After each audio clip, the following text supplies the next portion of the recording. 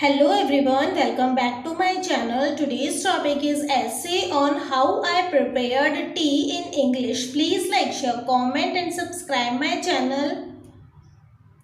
One day some of my friends came to my house.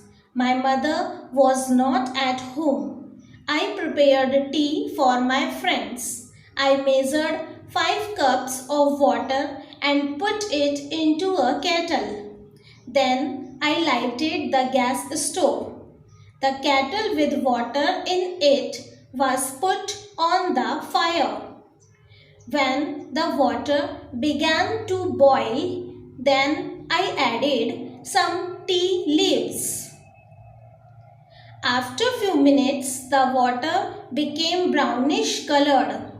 Then the added sugar, ginger and 4 to 5 cardamoms to make the tea taste good.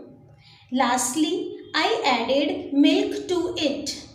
Now, after few minutes, tea was ready. I poured it into the cups and served it to my friends. The tea made very tasty. Thanks for watching.